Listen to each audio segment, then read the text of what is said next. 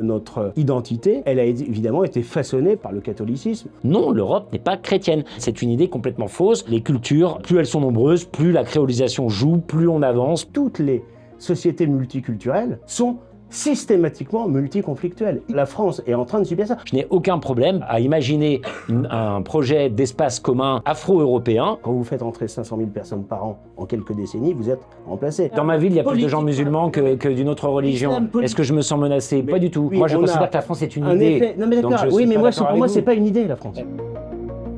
Nous sommes avant tout des êtres humains. Oui. Il existe une civilisation européenne. Non. Si. L'Europe a tout inventé. Non. Non, mais beaucoup. L'Europe est chrétienne. Non. Si, l'Europe est chrétienne, oui. Nicolas Bay, je suis député européen depuis 2014. Je suis par ailleurs élu conseiller régional de Normandie et vice-président de Reconquête, le parti qui a créé Éric Zemmour au moment de la présidentielle de 2022 et aujourd'hui colistier de Marion Maréchal pour les élections européennes. L'Europe est un mélange de cultures. Oui. Ce sont une variation de culture dans une civilisation commune. Les morts gouvernent les vivants. Non. En partie. L'histoire, en tout cas, oui. L'islamo-gauchisme menace la culture européenne. Non. Oui. Aurélien Taché, député écologiste du Val d'Oise et soutien de la liste de l'Union populaire pour les élections européennes. L'Europe est un pays. Non. Non. Il faut défendre les valeurs de l'Europe. Oui, Oui, il faut commencer par les définir. je suis d'accord. Les valeurs de l'Europe sont menacées. Oui. Oui, les grandes valeurs de la civilisation européenne sont aujourd'hui menacées. Le grand remplacement est un mythe. Oui. Au moins une menace, peut-être une réalité. L'Europe est une civilisation humaniste. Alors oui. Oui, elle a même inventé l'humanisme. La créolisation est une réalité. Oui. C'est une réalité pas européenne, mais c'est une réalité dans certains territoires. Les Européens sont créolisés. Oui. Non, ils peuvent le devenir. L'état de droit et la démocratie sont des valeurs fondamentales de l'Europe. Oui. Oui, pas spécifiquement européenne, mais ça fait partie de nos valeurs. La civilisation européenne est supérieure aux autres. Non, ce serait prétentieux, mais elle a rayonné à travers le monde. L'immigration enrichit la culture européenne. Oui. Non, tout dépend de quelle immigration on parle, mais l'immigration que nous subissons, non. Il y a un choc de civilisation. Pas celui qu'on entend habituellement, non. Ça peut être les humanistes contre les autres, mais pas les musulmans contre les chrétiens, par exemple. Il y a un choc des civilisations parce que toute l'histoire de l'Europe, c'est la confrontation entre le monde arabo-musulman et la civilisation européenne. Parler de civilisation, c'est de droite. Non, mais encore une fois, ça dépend ce qu'on y met. Si on la culturalise, ça devient de droite et même très à droite. Si on la considère sur des termes politiques, c'est pas de droite. En tout cas, c'est pas une idéologie. Parler de civilisation, c'est une réalité. C'est en Europe et uniquement en Europe que voit le jour la démocratie, le débat politique, l'humanisme. C'est en Europe que surgit l'esprit scientifique. Nous sommes la civilisation qui a rendu l'humanité adulte. Gloire à elle, gloire à nous. Ce qui fait une civilisation commune, c'est que par-delà des variations très importantes dans l'histoire de nos peuples et les guerres d'ailleurs qui ont opposé les peuples européens entre eux, il y a quand même un socle civilisationnel commun qu'on peut résumer par la Grèce antique, la Rome antique et la chrétienté. C'est la raison grecque qui a façonné notre philosophie, notre manière de voir le monde. C'est ensuite la Rome antique qui a construit par le droit romain notre système. Quand on parle d'état de droit aujourd'hui, en réalité, c'est-à-dire le principe d'une loi définie selon une méthode de désignation des responsables et ensuite de mise en œuvre d'un processus pour aboutir à une règle commune. Aujourd'hui, c'est la loi qui est votée à l'Assemblée nationale. Eh bien, en réalité, c'est la démocratie romaine qui a créé tout ça. Et ensuite, la chrétienté est venue, en quelque sorte, embrasser tout cet héritage de la Grèce et de la Rome antique. Là aussi, la liberté individuelle, c'est une différence dont on reparlera peut-être entre la pensée chrétienne et le monde islamique qui privilégie l'Oumma, la communauté des croyants, et l'utilité de l'individu dans le cadre de cette communauté des croyants, alors que le christianisme a toujours valorisé, protégé la liberté individuelle, c'est-à-dire le libre arbitre, le choix individuel de chacun. D'abord, moi, cette idée d'immanence occidentale, là, je la réfute complètement. La Grèce antique s'est construite très largement dans ses relations avec l'Égypte, avec la Mésopotamie, avec des civilisations, voilà, qui sont absolument pas des civilisations uniquement basées sur le continent européen. On peut dire la même chose de Rome dans une moindre mesure. On a un christianisme auquel vous ne cessez de vous référer, qui est né au Proche-Orient. On va pas refaire un débat d'historiens tous les deux pour savoir si Jésus-Christ était, quelle était sa couleur de peau ou son lieu de naissance. Mais on peut en tout cas partir du principe que cette espèce de vision un peu réifiée, essentialisée, et si j'allais même un peu plus loin, bon, allez, au moins occidentalisée un certain nombre des valeurs et des racines historiques qui sont effectivement au cœur, avec d'autres, de la civilisation dans laquelle on est, ça n'est pas quelque chose comme ça qui serait monolithique et qui viendrait uniquement, qui trouverait sa source uniquement sur le sol européen. L'Occident est une construction politique qui finalement viserait à faire croire que les pays européens, les États-Unis d'Amérique, ce qu'on a appelé à une époque le monde libre ou que sais-je encore, seraient finalement comme ça un peu le phare de l'humanité depuis toujours et guiderait les peuples un peu perdus dans l'obscurantisme à travers le monde. Moi, je réfute ça complètement. Moi, je trouve que ce qui est la force de la France, d'abord, de l'Europe, ensuite, puisque c'est chronologiquement comme ça que les constructions politiques se sont faites, c'est précisément d'avoir séparé l'identité et la politique. Moi, je suis très attaché à la culture. On aura peut-être l'occasion d'y revenir. Mais je considère que les éléments culturels ne doivent pas... on ne fonde pas un projet politique sur un particularisme culturel. On fonde la citoyenneté et on fonde l'appartenance à un projet de société sur une appartenance politique. C'est la citoyenneté politique de la Révolution française, c'est la citoyenneté politique qui doit être celle, à mon avis, de l'Union européenne, puisqu'on parle de ça, et on peut aussi la fonder sur des valeurs, effectivement, des valeurs que je retrouve de moins en moins à Bruxelles, mais que je retrouve par exemple dans certains domaines. Par exemple, moi, je m'intéresse plus à la Charte des droits fondamentaux qu'au traité qui impose les 3% de déficit. Ça m'intéresse un peu plus. Mais qu'on retrouve par exemple au Conseil de l'Europe ou ailleurs.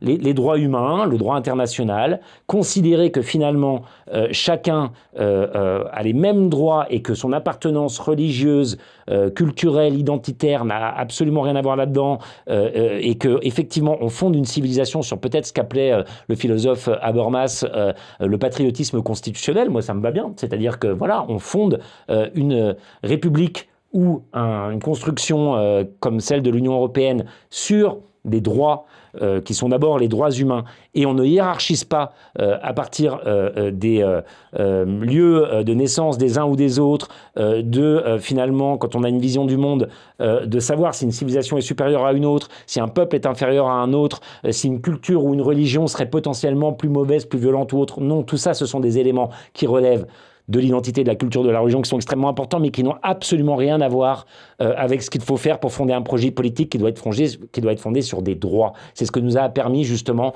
de faire l'humanisme et la Révolution française ou d'autres mouvements qui ont permis à cette Europe politique, même si je la trouve de moins en moins politique et de plus en plus technocratique et financière, mais en tout cas ce qu'était cette idée d'Europe politique d'émerger. Vous êtes finalement attaché à un système politique et derrière à une idéologie plutôt qu'au réel, c'est-à-dire à ce que nous sommes, c'est à notre identité. Quand des soldats français sont morts en 1900, pendant la guerre de 14 ou la guerre de 39-45, ils ne sont pas morts pour la République, ils sont morts pour la France. Et en réalité, la République française, elle est française, elle a une spécificité culturelle et civilisationnelle.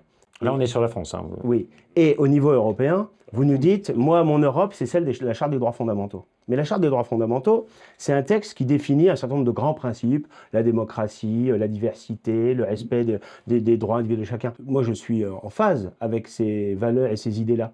Mais ça n'est pas spécifiquement européen. En réalité, ce sont des idées et des grands principes qui sont partagés par plein d'autres démocraties dans le monde. Aux États-Unis, en Australie, au Japon, etc. Ces idées-là sont là. Si vous voulez qu'on fasse la République universelle, moi je veux bien. Non, sont largement partagées. Mais simplement, on ne peut pas fonder un projet politique sur quelque chose qui ne correspond pas à ce que nous sommes. Et qui peut être, en réalité, bon, c'est partagé dans le monde très bien, mais si on veut que les nations et les peuples d'Europe aient une action commune, encore faut-il définir ce qu'ils sont et ce qu'ils ont en commun. C'est ce qu'on appelle faire société. Si on veut faire société, il faut bien qu'on ait des choses à partager.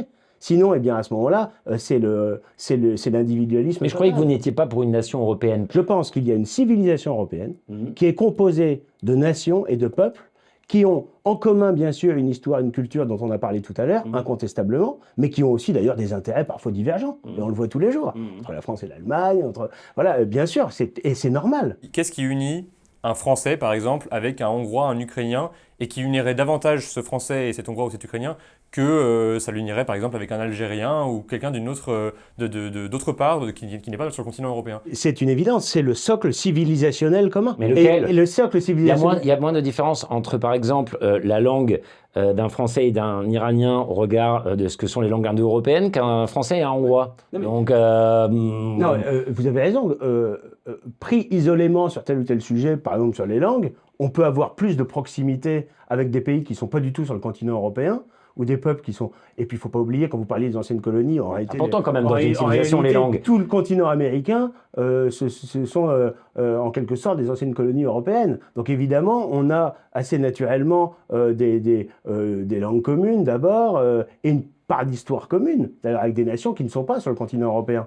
Mais ce que nous avons... Tu me fais dire, moi d'ailleurs, qu'on a peut-être plus à faire avec certaines nations d'Afrique du Nord ou d'Afrique de l'Ouest et avec le pourtour méditerranéen qu'avec certains pays aujourd'hui membres de l'Union européenne. Dans l'acception dans laquelle moi je me mets, quand on a l'approche que je développe, à savoir une approche développée sur une citoyenneté politique, je dirais même cosmopolitique, qui a pour but essentiel de répondre à des problématiques données en unissant nos forces, parce qu'on est plus fort ensemble pour faire face à des défis majeurs, comme ceux, par exemple, liés à la transition écologique, eh bien pourquoi ne pas regarder avec quel pays on peut le plus facilement avancer, faire des choses au-delà de ce que c'est que cette entité politico-administrative qu'est l'Union européenne, et évidemment, par exemple, regarder vers le sud, regarder par exemple vers l'Afrique du Nord, l'Afrique de l'Ouest ou autre. Moi, je vous ai dit, je ne crois pas à l'immanence occidentale. Je pense que effectivement, les racines gréco-romaines sont très largement déjà créolisées avec les Égyptiens, les Mésopotamiens et d'autres, que la religion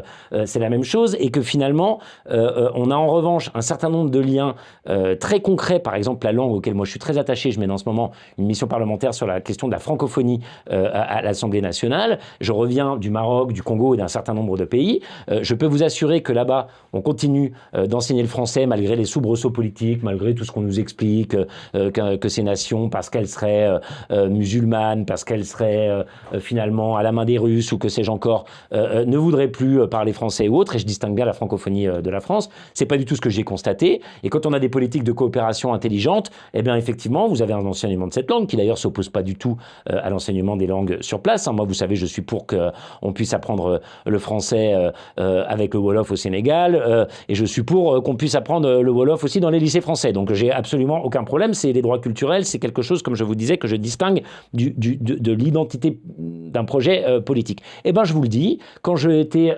visiter l'école centrale de Casablanca, quand j'ai été voir un certain nombre d'établissements universitaires ou d'entreprises économiques à Kinshasa au Congo, je vois très bien que le fait de partager cette langue, le fait de finalement avoir envie aussi, peut-être sur le plan politique, de porter quelque chose qui soit autre que l'ultra-capitalisme américain, ou effectivement le lien avec des entités politiques plus lointaines, la Chine ou autres, qui là aussi sont sur un autre grille de lecture de valeurs. Je crois qu'on a beaucoup à faire ensemble, effectivement. Je crois que c'est véritablement là l'avenir de la France, l'avenir de l'Europe, que de travailler avec ce continent qui est beaucoup plus jeune que notre Europe vieillissante, avec qui dans beaucoup de pays on partage la même langue, avec qui on a envie de construire un chemin politique qui soit un chemin politique autre que finalement celui qui est ceux des grands empires dominants. Voilà pourquoi je pense qu'effectivement nous avons tout intérêt à beaucoup plus nous intéresser au Sud, et moi j'irai même plus loin.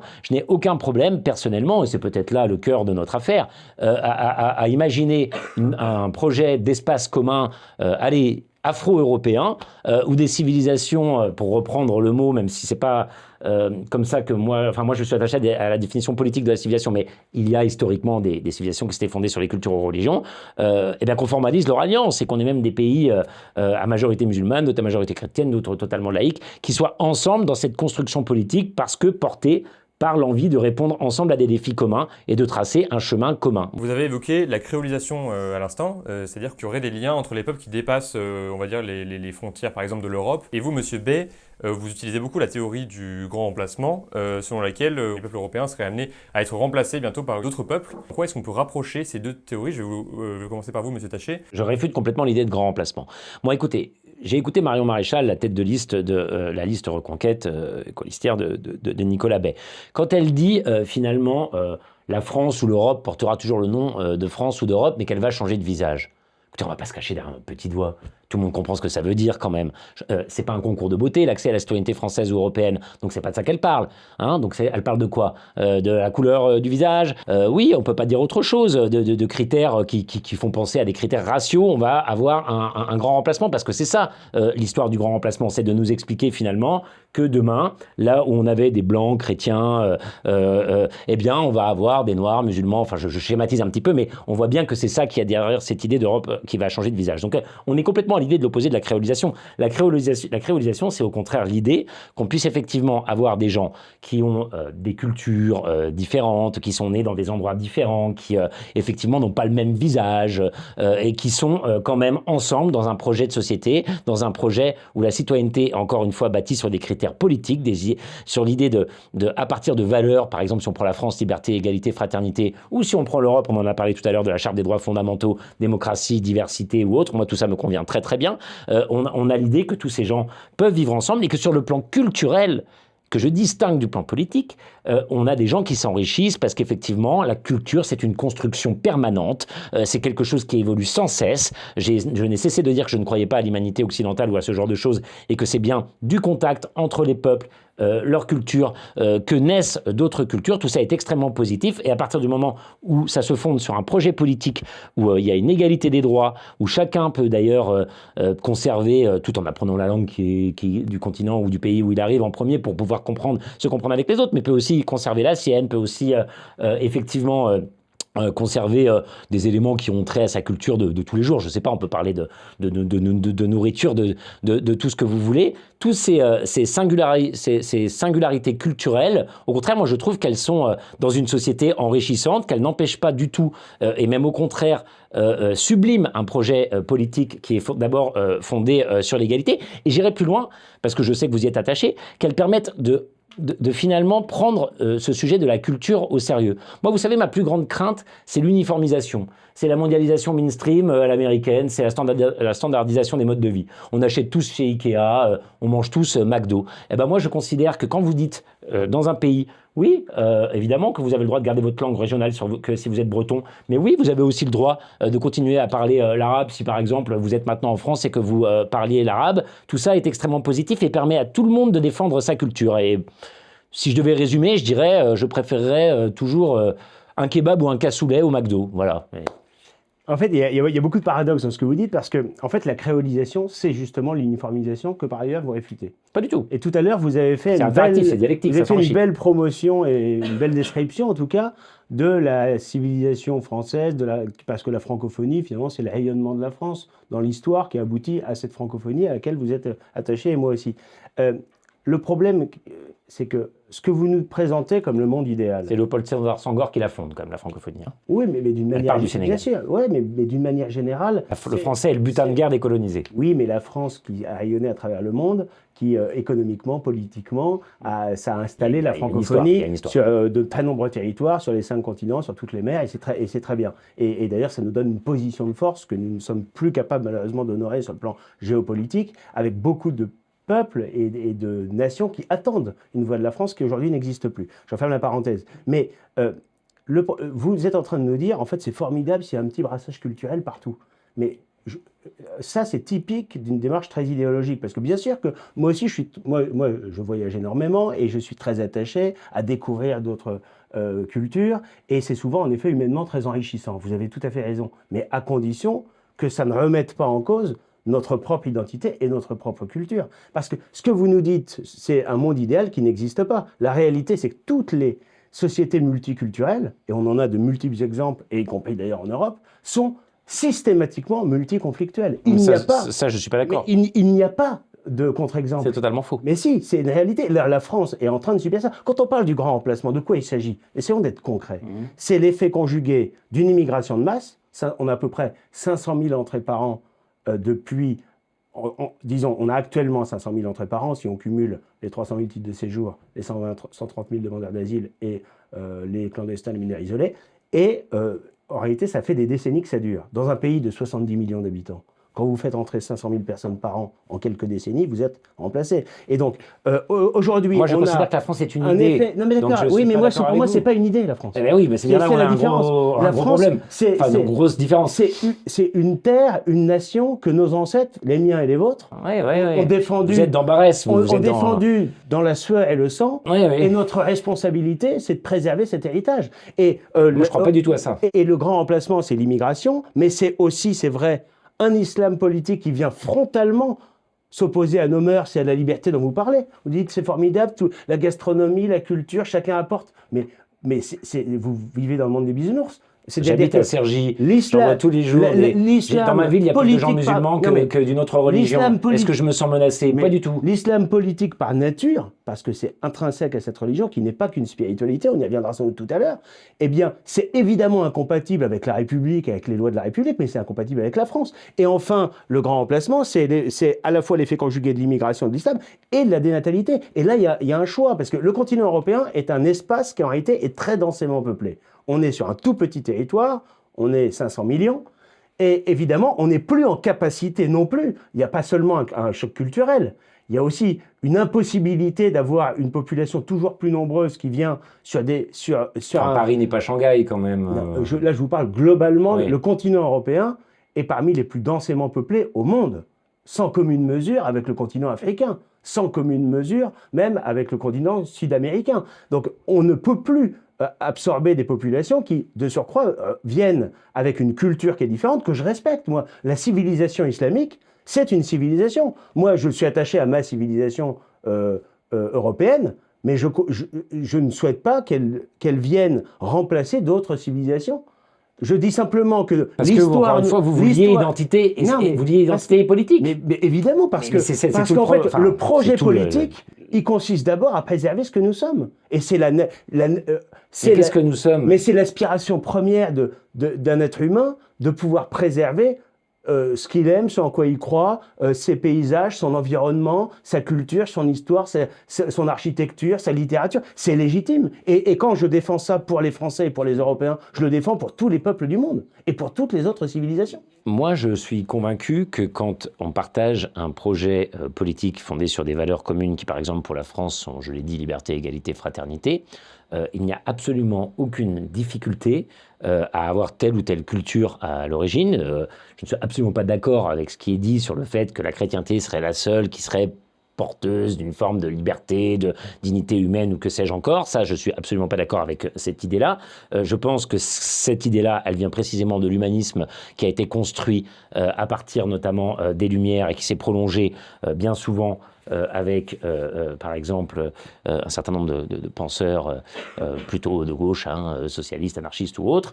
Moi, je vois ça comme ça. Donc, la France est effectivement d'abord une idée, l'idée qu'on peut, effectivement, à partir de droits fondamentaux reconnus à chacun, avoir sur la même terre, le même sol, des gens qui ont et c'est précisément la laïcité d'ailleurs, des religions différentes, des cultures différentes, et qu'à partir du moment où il y a une égalité des droits dans ce domaine-là, eh bien, les choses se passent extrêmement bien. Ce que veulent les gens, c'est quoi? Ce que veulent les gens, c'est finalement pouvoir avoir une prospérité, une solidarité, une vie en paix. Et je m'oppose complètement à l'idée que finalement, le fait que des cultures différentes soient au sein d'une société mènerait à une forme de conflictualité. C'est quelque chose qui n'est prouvé par absolument rien. Ce qui mène à une forme de conflictualité, pour aller un peu plus loin dans le propos, ce sont les inégalités absolument terribles que peuvent subir les uns ou les autres. Encore une fois, quand vous grandissez dans un territoire où tout se concentre en termes de difficultés, et je réfute complètement l'idée que ça viendrait du fait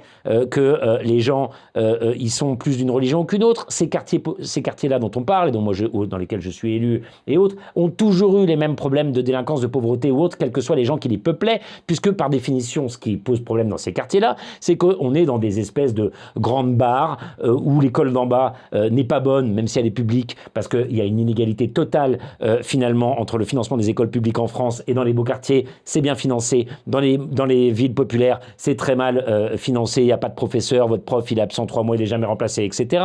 Qu'il y a aussi des problèmes de violence parce que le chômage endémique, l'absence de services publics, tout le reste conduisent que finalement, et une perte de repères dans la société aussi, j'ai pas de problème à dire ça, mais c'est pas plus lié à une religion qu'à une culture qu'à une autre, conduisent à cette situation-là. Donc ce que voudrait nous faire croire M. Bay et ses amis à Reconquête, c'est que finalement la question sociale ne compte pas, que quand on veut, on peut, que quand on est de la bonne culture ou la bonne religion, on ne s'abaisse jamais à ce genre de choses. Tout ça est absolument faux.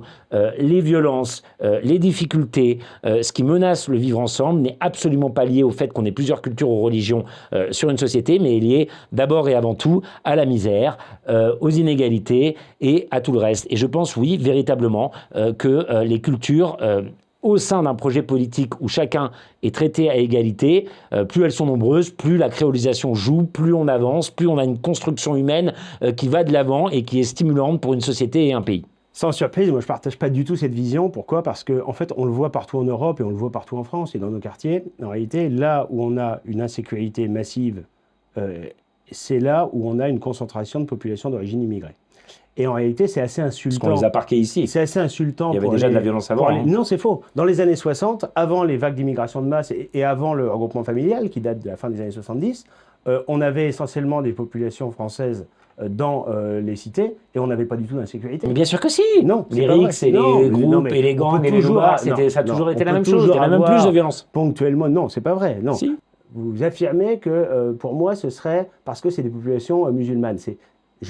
Je me place même pas sur ce terrain-là. En fait, c'est le déracinement qui vient évidemment tout aggraver. Quand des gens sont dans la pauvreté, etc., ils peuvent avoir un sentiment de révolte. Et d'ailleurs, on peut même le comprendre. Mais ce qui fait qu'ils ne vont pas se révolter contre notre pays, c'est précisément ils sont attachés à ce pays. Ils aiment ce pays. Alors que quand vous avez des populations qui viennent avec l'idée d'un Eldorado, qui constatent qu'il n'y en a pas, qui sont effectivement, comme vous le dites, dans une situation économique ou de pauvreté, et qu'ils n'ont pas l'attachement à notre pays, eh bien à ce moment-là, il n'y a plus de frein, il n'y a plus d'obstacle à exprimer le rejet de la société française. Et c'est exactement ce qu'on subit depuis des décennies avec l'immigration qui s'est concentrée dans ces quartiers. Quand est-ce que vous êtes parlementaire comme moi? Oui. On a une possibilité de visiter les lieux de privation de liberté, c'est-à-dire les prisons. Bon, quand vous allez dans une prison, vous vous rendez compte qu'il y a un lien direct entre la délinquance, la criminalité et l'immigration. Mais non, puisque arrêtez vous de dire avez ça. une proportion non seulement d'étrangers, plus de 20%, mais de personnes d'origine étrangère absolument considérable. Vous avez vu leurs adresses à ces gens-là, la plupart du temps? Mais vous êtes toujours en train de nous dire, en fait, c'est parce qu'on les a mis dans des quartiers. Mais enfin, tout le monde voit très bien que d'abord, ils ont bénéficié quand même de la générosité de la France. C'est-à-dire que souvent, pour aller au bout de la réflexion, leurs parents sont venus reconstruire leur pays et on a laissé leurs enfants dans les écoles et les quartiers les plus pourris. C'est faux. En réalité, ceux qui ont construit la France, c'est souvent ceux qui, de la précédente vague d'immigration, c'était une immigration de travail et souvent ils sont repartis dans leur pays. C'est pas vrai. C'est en partie d'ailleurs des Européens et pas seulement d'Afrique du Nord. Ceux qui sont venus après le regroupement familial, c'est-à-dire à partir de la fin des années 70, ils n'ont pas du tout reconstruit la France. Ah bon? Et ils faisaient quoi alors les personnes qui venaient du Maghreb? Ils n'étaient pas maçons? Ils n'étaient pas mécaniciens? Ils n'étaient pas... Eh bien, je vais vous dire, et ça va vous surprendre, eh bien, pour la plupart de ceux qui sont venus après le regroupement familial, parce qu'on est rentré très vite dans les années Mitterrand, dans le chômage de masse dont on n'est jamais sorti, eh bien, ils sont venus en bénéficiant des prestations sociales, mais avec souvent pas de travail et pas de perspective mais attendez, de travail. Est-ce que vous êtes quand même de dire... Et aujourd'hui, je vais vous dire, les 500 000 qui entrent chaque année, il y en a très peu qui ont un contrat de travail. 500 000. Et très peu, mais c'est la réalité, c'est les chiffres du ministère de l'Intérieur, c'est pas les miens. On va reprendre ces chiffres. On peut les prendre autant que vous voulez. Mais ils n'ont pas la possibilité, d'abord c'est souvent une main-d'œuvre peu qualifiée, et ils n'ont pas la possibilité en réalité de travailler, et surtout ils ne le veulent pas, parce que, allons au bout de la réflexion, ils viennent en Europe par la route des Balkans, principalement par la Grèce, l'Espagne ou l'Italie. Ceux qui veulent travailler vont en Allemagne, dans l'industrie, là où il y a peu de chômage. Ceux qui sont anglophones vont en Angleterre, où il y a souvent plus de perspectives, même si ça s'est dégradé, de travail. Et ceux qui viennent uniquement pour profiter des avantages sociaux... C'est parce qu'ils ont été recalés de l'Allemagne ou de l'Angleterre. Monsieur Taché, allez-y, répondez là-dessus. Soit ils ne peuvent pas, soit ils ne veulent pas travailler, mais là, et donc ils viennent en France et en Belgique. Il y a beaucoup trop de contre-vérités. La première génération d'immigration maghrébine, africaine, pour aller vite, parce que j'ai bien compris que M. Bay faisait comme si l'immigration italienne ou polonaise, ça s'était passé comme une lettre à la poste, et que c'était eux qui avaient reconstruit la France. Bon, on ne va pas revenir là-dessus, il y aurait beaucoup de choses à dire, mais on va passer tout de suite à la suite. La première génération de travailleurs qui arrivent dans les années 60, effectivement, et puis qui n'arrivent pas de n'importe qui, de n'importe où, pardon. Rappelons que pour beaucoup d'entre eux, ils arrivent d'Algérie ou d'ailleurs, qui étaient des départements français quelques années avant, qu'on a pillés, qu'on a eu énormément de mal à laisser. Qu'on a surtout développé, qu'on voulu leur indépendance. Non, c'est pas aussi ça simple. fait au moins 2 bonnes raisons pour qu'ils restent là-bas et qu'on les accueille pas chez nous. C'est pas aussi simple que ça. Mais donc, ils viennent effectivement, ces travailleurs-là, reconstruire le pays, ils font des métiers difficiles, et à la limite, ils s'en plaignent pas, il n'y a pas de difficulté. Par contre, effectivement, le regroupement familial leur permet, au bout de nombreuses années, combien de travailleurs dans ces foyers pour travailleurs migrants absolument indignes, qui sont d'ailleurs toujours les mêmes, de la Sonacotra et autres, qui sont d'ailleurs gérés par des entités d'État françaises. On a eu ces gens-là entassés pendant des années, sans pouvoir faire venir leurs femmes, leurs enfants. Qu'est-ce que c'est que cette civilisation qui refuse le droit à la vie privée? Vous êtes attaché à la famille, aux valeurs familiales, à la natalité, vous le dites sans cesse. Alors reconnaissez-le au moins pour les autres. Quand ils finissent par faire venir leurs femmes et leurs enfants, effectivement, avec l'espoir d'une vie meilleure pour leurs enfants, on veut tout ça pour nos enfants, on est à l'orée des années 80, qu'est-ce qui se passe? On a des cités qui se vident progressivement, effectivement, de ceux qui les occupaient avant, parce qu'eux ont pu bénéficier d'une ascension sociale avec les 30 Glorieuses, et on parque des gens qui, effectivement, arrivent dans un pays sans tout connaître, avec souvent un papa qui a à peine eu le temps, s'il parlait français avant parce qu'il venait d'une colonie française, à la limite d'accord, mais qui souvent n'a pas eu beaucoup le temps de s'intégrer, n'a pas beaucoup d'armes pour pouvoir mettre ses enfants dans les meilleures écoles ou autres, qui doit effectivement accueillir sa famille dans les territoires les plus en difficulté. Le chômage, à ce moment-là, du fait de choix de politique économique libérale, néolibérale, que vous soutenez, Monsieur Bay, finalement aggrave la situation sociale des gens, et petit à petit, tout ça se délite. Et aujourd'hui, on est en train de nous faire croire que le problème viendrait de l'immigration. S'il y a un problème, et oui, il y a des problèmes, il vient effectivement du fait que des Français, quand on est à la 3e ou à la 4e génération, on est français, et pas de souche de papier de je sais pas quoi, on est français, la France est une idée, c'est une citoyenneté politique auquel une fois que vous avez eu accès, vous êtes également citoyen avec tous les autres, eh bien, vous subissez des inégalités, des discriminations. Et je vous dis pas des discriminations, je suis pas en train d'essayer de vous faire pleurer sur des petites choses ou autres, je vous parle de choses très très concrètes. Quand vous êtes perçu comme arabe ou noir en France, vous êtes un jeune homme, vous êtes contrôlé 10 ou 20 fois plus qu'un autre. Quand vous appelez pour une annonce de logement, vous dites votre prénom, le logement est pris. Quand vous envoyez votre CV pour un emploi, l'emploi vous est refusé parce que M. Bay et ses amis n'arrêtent pas de dire à tout le monde parce que les Français subissant que finalement ils essayent de s'en protéger. Ces Français-là seraient plus dangereux que d'autres, seraient moins français que d'autres ou quoi que ce soit. Donc ça, c'est quand même absolument dramatique. Le cœur du problème, il est ici. Et maintenant, pour l'immigration quand même, en quelques instants, 500 000 personnes qui arrivent, c'est tout de suite des grands chiffres comme ça. Bon, il y en a à peu près autant qui repartent déjà chaque année. Et puis c'est pas les mêmes. Et ensuite, c'est des Français sur 500. Alors, moi déjà, c'est la fuite des cerveaux. Je dirais pas 500 000, je dirais plutôt 300, 350. Mais bon, admettons, on va pas faire une bataille de chiffres, ça va ennuyer tout le monde. Une très grosse majorité, c'est l'immigration étudiante, des gens qui viennent donc étudier ici pour pouvoir ensuite repartir dans leur pays et justement faire rayonner ce qu'ils ont pu apprendre en France, le français ou autre. Et beaucoup qui sont des faux étudiants et beaucoup qui restent. C'est le regroupement familial. Monsieur Bay va nous dire que demain, si moi je me marie avec une personne qui est étrangère, il va m'interdire de faire venir ma conjointe. Ça serait quand même un petit peu gonflé pour quelqu'un qui défend le droit à la vie privée, le droit au regroupement, le droit à vivre dans une vie familiale normale. Voilà, l'article 8 de la CEDH. Vous n'allez pas me le contester, celui-ci quand même. Et enfin, des gens qui demandent l'asile. Asile, pour terminer, qui est véritablement au cœur de ce qu'on pourrait appeler une civilisation européenne, en dehors, pour le coup, des questions de religion, de culture ou autre. L'asile, ça a été d'abord inventé en Égypte, ça a été beaucoup pratiqué en Grèce, et ça a été généralisé par Clovis au concile d'Orléans en 511. Donc j'espère que vous allez au moins vous inscrire dans l'affiliation de Clovis. Le problème, c'est que l'asile a été complètement dévoyé. On est tous attachés au principe du droit d'asile. Le droit d'asile, c'est quelqu'un qui, à titre personnel dans son pays, est persécuté en raison de ses opinions philosophiques, politiques ou religieuses. Mais ça représente 0,001% de ceux qui arrivent à la frontière. L'OFPRA n'accepte l'asile. On a compris vos points de vue. Et d'ailleurs, vous savez que sur 120 000 demandeurs d'asile en France, il y en a plus des 2 tiers aujourd'hui qui sont déboutés du droit d'asile, et pourtant il est utilisé de manière très laxiste. Et le problème aussi, c'est que les 2 tiers qui sont déboutés, il n'y en a que 10% qui sont effectivement Voilà, renvoyés. on a Donc, compris, en on a compris vos réalité, deux points de vue sur l'immigration. l'asile est devenu... Mais il reste plus grand monde déjà qui L'asile est est devenu... étudiants, familles, L'asile est il devenu reste 50 000 une personnes. filière Messieurs, à part entière de il faut l'immigration. absolument qu'on passe au prochain sujet. Je sais que vous pourrez débattre des heures de l'immigration, j'en doute pas. Mais j'ai absolument envie qu'on parle de religion en rapport justement aux valeurs de l'Europe. Et question toute simple, est-ce que parmi les valeurs de l'Europe, on compte la religion, Monsieur Bay? C'est pas la religion en tant que telle, c'est pas la croyance individuelle de chacun. Ça relève de la sphère privée, intime de chacun, bien sûr. Et puis on a le droit d'avoir une religion, on a le droit d'en changer, on a le droit de croire Tout à fait. ou de ne plus croire, ou d'avoir des doutes, ça c'est parfaitement normal. En revanche, il y a, quand on parle de notre culture et de notre identité, eh bien, elle a évidemment été façonnée par une religion dominante, essentiellement pour ce qui concerne la France, par le catholicisme, pour les autres nations d'Europe, le catholicisme ou parfois d'autres religions chrétiennes. Ça, Ou l'islam, en Espagne par exemple. Oui, alors on peut en parler. C'est-à-dire que l'Espagne a été envahie par les musulmans. Enfin, à l'époque, tout le monde, tout le monde bougeait un peu. Et au bout de 7 siècles, avec la Reconquista, ils ont pu retrouver leur territoire.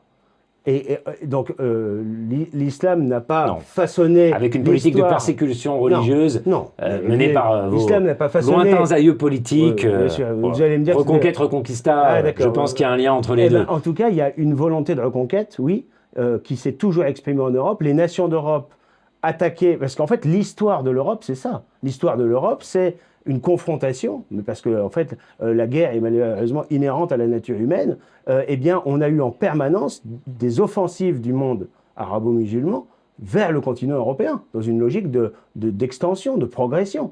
Et donc, la civilisation européenne a eu en permanence à se protéger, à se prémunir de ces assauts.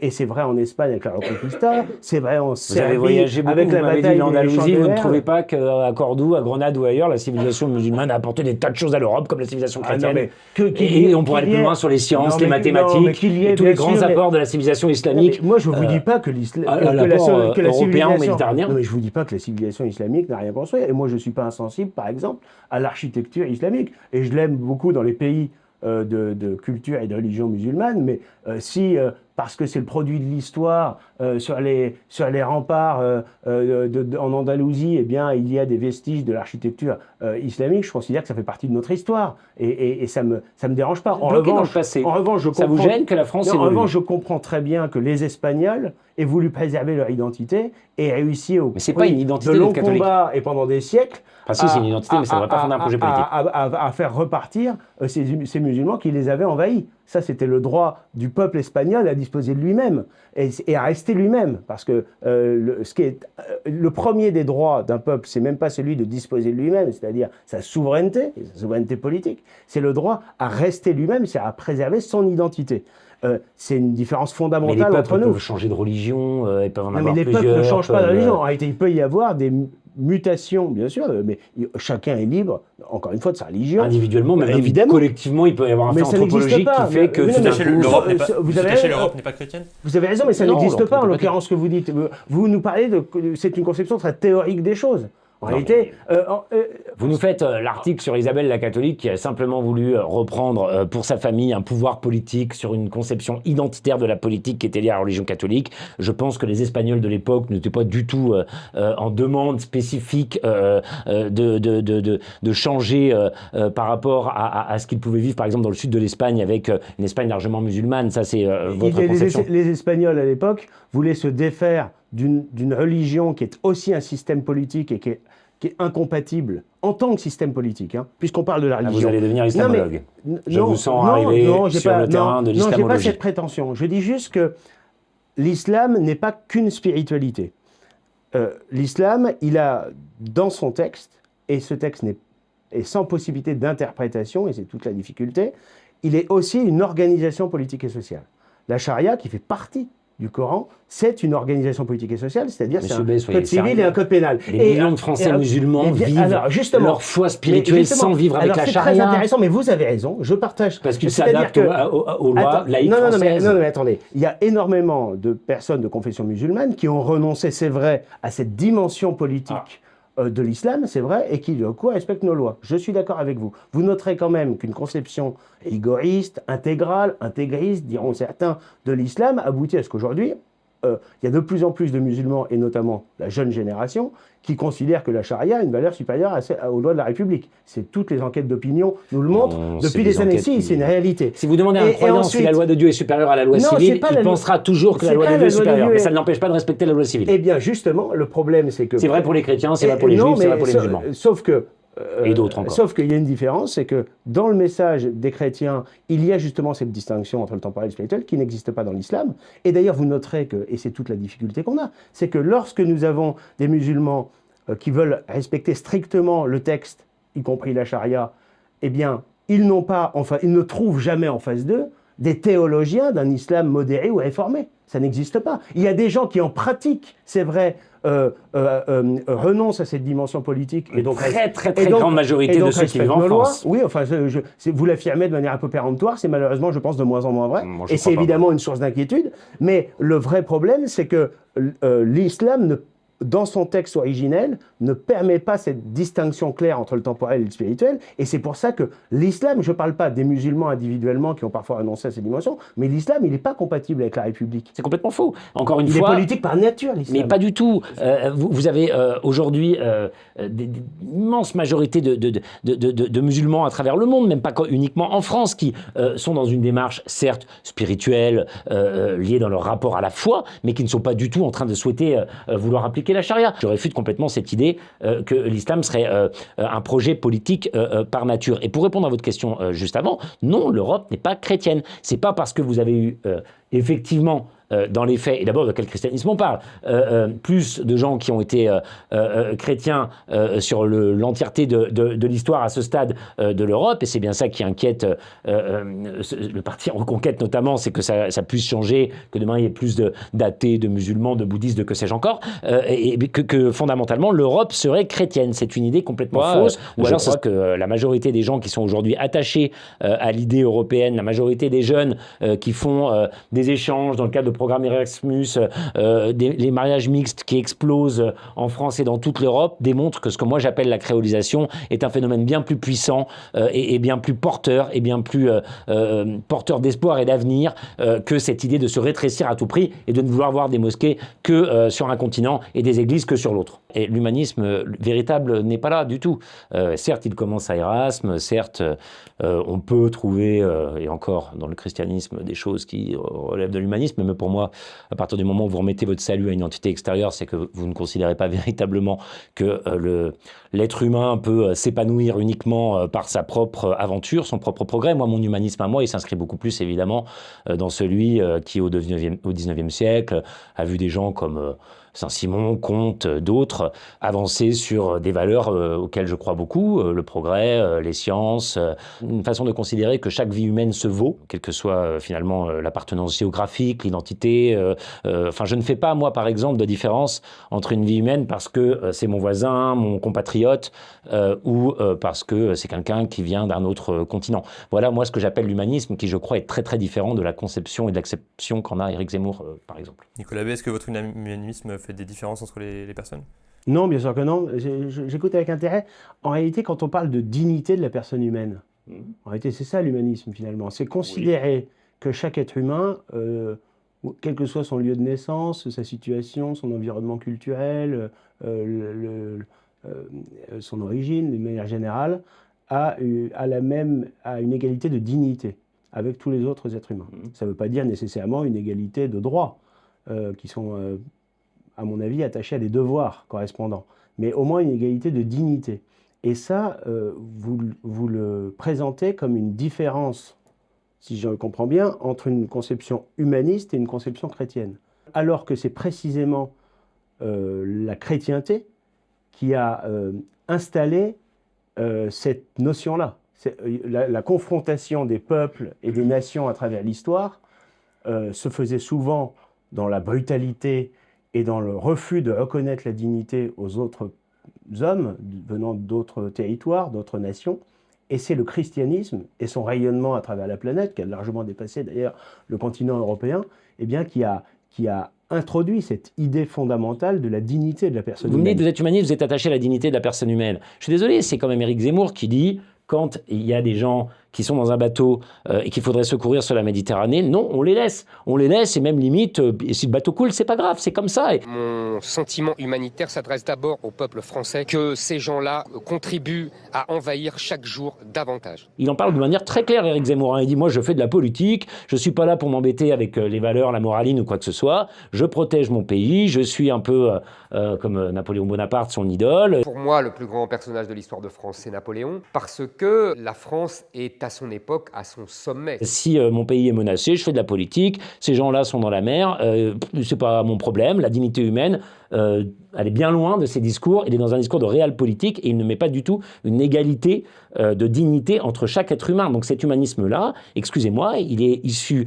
uniquement de ce que vous avez appelé l'humanisme des Lumières et il est repris aujourd'hui par une famille politique qui est très éloignée de la vôtre. Quand des migrants arrivent sur un bateau, tout le monde est d'accord pour dire on leur porte assistance, mais on ne les débarque pas.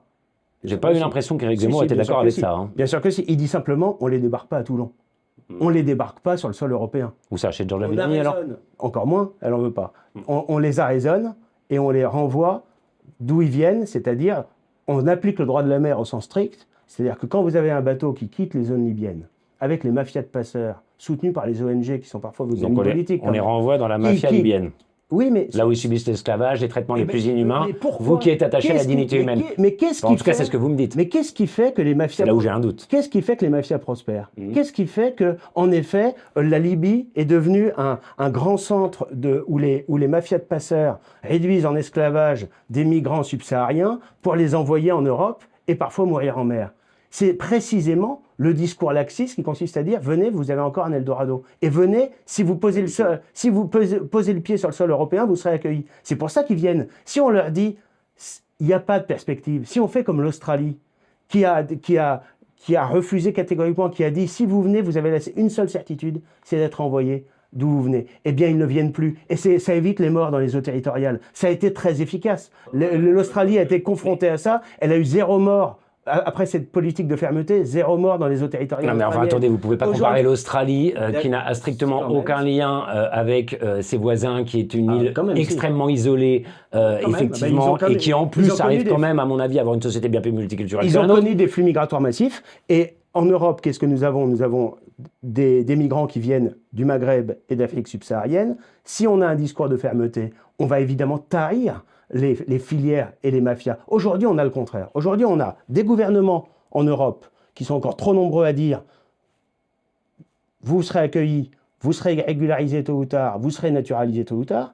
Et on a des associations, des ONG, qui en réalité, par idéologie immigrationniste, les incitent à venir, sont en lien direct parfois avec les mafias de passeurs, et font en sorte que celui qui part de Libye pour aller en Europe, eh bien, au lieu d'être arraisonné, renvoyé, appliquer le droit de la mer, on les renvoie sur les ports sûrs, à Sfax ou à Tunis, et à ce moment-là, ça nécessite des partenariats, c'est ce qu'a fait Giorgia Meloni, partenariat avec la Tunisie, partenariat avec l'Égypte, pour gérer leur flux migratoire du sud vers le nord, parce que ces pays-là, il ne faut pas l'oublier, ces pays de la ceinture de la rive sud de la Méditerranée, eh bien, ils ont un problème.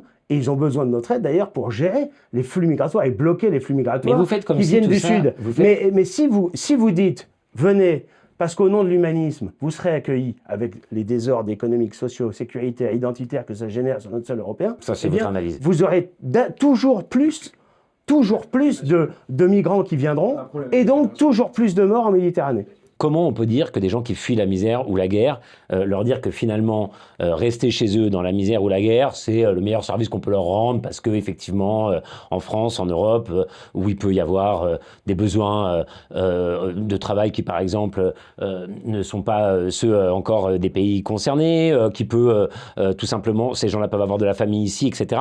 Leur sort serait meilleur en ne quittant pas leur pays. Croyez bien que pour la grande majorité d'entre eux, s'ils pouvaient rester dans leur pays, ils le feraient. Et pourquoi ils ne le font pas? Parce qu'il faut peut-être revenir un petit peu aux sources. Là, on a un débat sur effectivement les conséquences immédiates, la situation un peu actuelle de ce qui se passe. Mais finalement, si on a des gens qui arrivent d'Afrique subsaharienne, d'Afrique du Nord, bref, pour beaucoup d'entre eux des anciennes colonies françaises, c'est bien parce qu'à un moment, des gens auxquels se réfère souvent le leader de votre mouvement ont été jusqu'à coloniser, créer l'Empire français pour la grandeur de la France, pour sa puissance, la puissance de cet empire qu'on ne cesse de finalement mettre en avant et même parfois encore un peu aujourd'hui. J'entends souvent Éric Zemmour, par exemple, parler du nucléaire quasiment d'une manière identitaire, comme si c'était dans notre patrimoine. Mais oui, effectivement, je comprends très bien, puisque c'était la manière qu'avait finalement la France, puis les grandes entreprises françaises, de piller les ressources en Afrique pour pouvoir assurer son énergie. En fait, ce que je veux vous dire, c'est qu'il faut être cohérent. À partir du moment où on a créé la pauvreté, le chaos dans un certain nombre de pays pour nourrir et alimenter l'économie de cette grande civilisation chrétienne que vous évoquez et qui n'hésitait pas pourtant à pratiquer l'esclavage, qui n'hésitait pas pourtant à effectivement, tout au long du 19e siècle, cette civilisation occidentale, à supposer qu'elle existe, à aller coloniser, à aller finalement piller un certain nombre de pays, et à continuer après les colonisations et qui continue encore assez largement, et qui de plus a été aussi à la manœuvre pour un certain nombre d'opérations militaires qui ont complètement déstabilisé le continent. Je pense notamment à l'intervention en Libye, puisque vous parliez de la Libye. S'il y a aujourd'hui des passeurs et des marchands d'esclaves en Libye, c'est pas totalement par hasard, hein. C'est parce qu'on a quand même une intervention de Nicolas Sarkozy qui viole le mandat de l'ONU au nom du droit d'ingérence cher à certains, et c'est d'ailleurs la seule fois que l'ONU fait référence au droit d'ingérence dans un mandat, pour y faire intervenir l'OTAN, déstabilise tout un continent, et aujourd'hui, effectivement, on a une extrême difficulté. Donc non, on ne peut pas simplement dire aux gens, écoutez, voilà, on n'était pas nés, ça ne nous concerne pas trop, puis vous savez, on s'en fiche un petit peu de tout ça, et finalement, vous serez mieux chez vous. Non, quand on est un humaniste conséquent, un humaniste véritable, et je suis désolé, sans vous insulter, je vous dispute ce titre, on ne peut pas simplement dire ça. En fait, ce qui est intéressant, c'est que vous faites valoir les choix individuels de chacun en méprisant l'intérêt général. C'est-à-dire que vous nous dites, ces gens-là fuient la guerre, fuient des situations économiques difficiles. Qu'on a largement provoquées. Et donc, j'y reviendrai, et donc ils veulent venir en France ou en Europe de manière générale, et on doit les accepter et les accueillir. Mais il y a 260 millions de personnes qui habitent dans des pays en guerre. Il y a en effet beaucoup de pays qui sont encore pas développés ou peu développés, et donc ils ont plein de raisons de venir. Et je vais vous dire, on va aller plus loin. Vous et moi, si on habitait dans ces pays-là, eh bien on serait peut-être tentés par l'idée de venir en Europe, parce qu'on se dirait, eh il y a un Eldorado européen.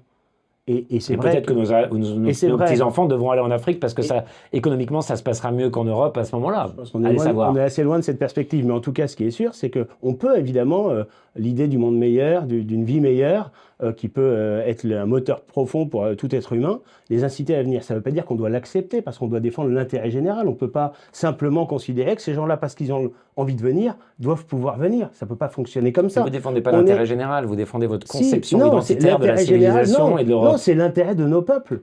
Quand on est un responsable politique, vous êtes un député et je le suis également, on doit avoir le sens de l'intérêt général. L'intérêt du peuple français aujourd'hui, c'est de ne pas continuer à subir une immigration dont on voit bien les désordres économiques, sociaux et surtout sécuritaires et identitaires qu'elle génère. Vous nous dites, au nom d'une revanche de l'histoire... Une interprétation que vous faites. Si je termine là-dessus. Vous nous dites, au nom d'une revanche de l'histoire, parce qu'on a colonisé ces pays-là, ils auraient le droit de venir...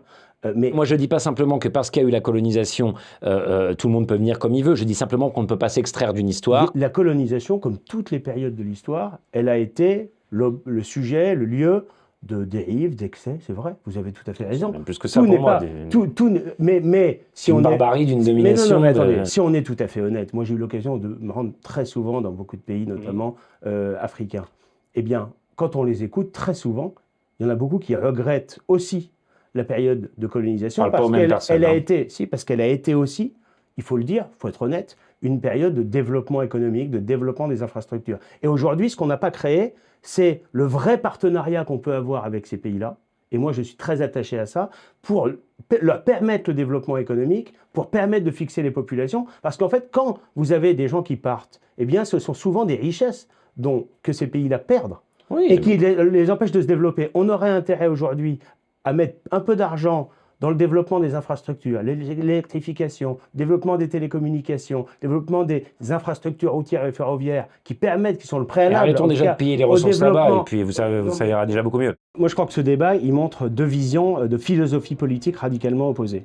En réalité, Aurélien Taché défend l'idée que l'Europe, la France, ce serait simplement un agrégat d'idées et de visions politiques. Et la gauche, c'est sa caractéristique. Elle considère que la France est née en 1789 et elle considère que ce sont des ruptures violentes avec notre histoire, notre culture et notre identité qui ont permis une émancipation. C'est tout le contraire. La puissance, le rayonnement, on l'a eu à travers l'histoire et on l'a eu parce qu'on s'est fondé sur une identité qui nous est propre. Il y a une civilisation, une culture française spécifique au sein d'une civilisation européenne et tout l'enjeu de ces élections européennes, c'est d'être capable de préserver notre identité, de protéger la sécurité, de protéger nos libertés fondamentales, de protéger notre marché.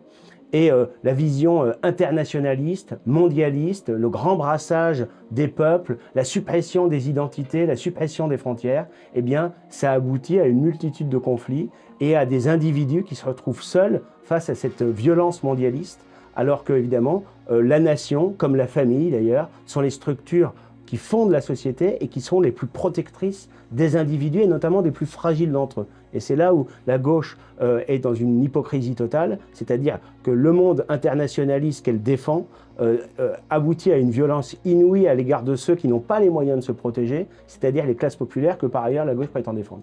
C'est un débat qui a été très intéressant, qui démontre deux visions, je crois, très opposées, mais en tout cas un intérêt réel pour l'Europe et ses élections finalement européennes. Moi j'aimerais qu'on renoue avec des débats qui portent sur, effectivement, quel est le fondement du projet européen. Parce que pour ma famille politique, clairement, le fondement du projet européen, ça n'était pas simplement d'être soumis à l'ordolibéralisme allemand et aux nombreux traités financiers qu'on nous impose aujourd'hui et qui sont en train finalement de détruire les services publics en France, qui sont en train de détruire notre modèle de protection sociale et qui chaque jour s'éloignent des principes fondamentaux qui au contraire, moi, m'intéressent dans finalement ce qu'on pourrait appeler ce projet européen. Et je pense bien sûr à une Europe de l'accueil, de la solidarité, une Europe qui, à travers la coopération entre ces pays, s'engage pour une révolution écologique, d'une Europe qui regarde de l'avant.